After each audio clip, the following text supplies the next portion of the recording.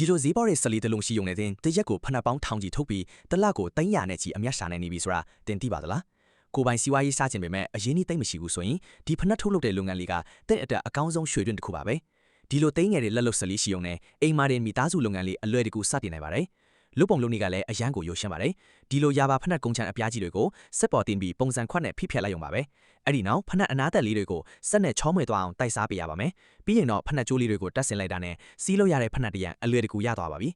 ထုတ်လုပ်မှုကုန်စည်အနေနဲ့ဖနက်တရံကိုအလွန်ဆုံးမြန်မာငွေရာကနန်းလောက်ပဲကြားတင်မှာထည့်ပြီးကိုပိုင်အမတ်တမန်နဲ့တေးတက်တဲ့စကူဘူးလေးတွေထဲထည့်ပြီးပက်ကင်လုပ်လိုက်မယ်ဆိုရင်တန်ဖိုးမြန်ကုန်ပစ္စည်းတစ်ခုချက်ချင်းဖြစ်သွားပါပြီ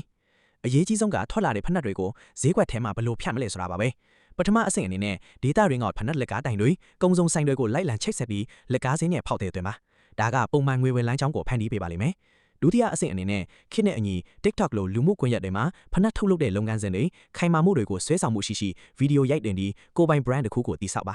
ကိုပိုင် brand အားကောင်းလာတာနဲ့အမျှအနံနဲ့အရရက်က order တွေအလိုလိုဝင်လာပါလိမ့်မယ်ဒီလိုမျိုး online offline ဈေးကွက်နှစ်ခုလုံးကိုထိုးဖောက်နိုင်မယ်ဆိုရင်နေ့စဉ်ပုံမှန်ငွေဝင်ရရှိပြီးတစ်လကို300ချီအများရဖို့ဆိုတာလုံးဝကိုလက်တွေ့ကျတဲ့စီးပွားရေးဖြူဟာတစ်ခုပဲဖြစ်ပါတယ်